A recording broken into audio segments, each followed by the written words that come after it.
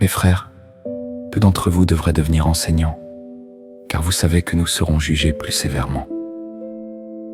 Nous faisons tous beaucoup d'erreurs. Si quelqu'un ne se trompe jamais en parlant, c'est un homme parfait, capable de maîtriser tout son corps. Quand on met un mors dans la bouche d'un cheval pour le faire obéir, on dirige tout son corps. Prenons aussi les bateaux. Ils sont très grands et poussés par des vents violents. Mais un tout petit gouvernail les dirige là où le pilote veut aller. De même, la langue est un petit membre, mais elle se vante de grandes choses. Une petite étincelle peut incendier une vaste forêt. La langue est un feu. C'est le monde de l'injustice.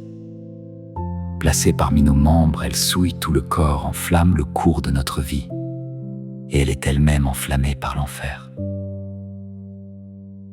Les humains peuvent dompter toutes sortes de bêtes, d'oiseaux, de reptiles et d'animaux marins. Et ils les ont domptés. Mais personne ne peut dompter la langue. C'est un mal qu'on ne peut réprimer, rempli d'un venin mortel. Par elle, nous bénissons le Seigneur notre Père, et par elle, nous maudissons les hommes qui sont faits à l'image de Dieu. De la même bouche sortent la bénédiction et la malédiction. Mes frères, il ne faut pas qu'il en soit ainsi.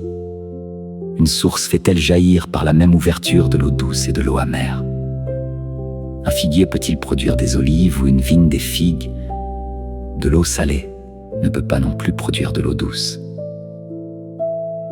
Qui parmi vous est sage et intelligent?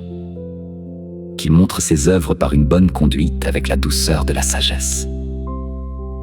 Mais si vous avez dans votre cœur un zèle amer et un esprit de dispute, ne vous vantez pas et ne mentez pas contre la vérité.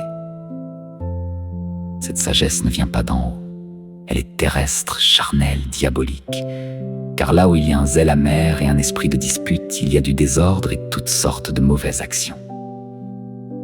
La sagesse d'en haut est d'abord pure, ensuite pacifique, modérée, conciliante, pleine de miséricorde et de bons fruits, sans hypocrisie ni duplicité. Le fruit de la justice est semé dans la paix, par ceux qui recherchent la paix.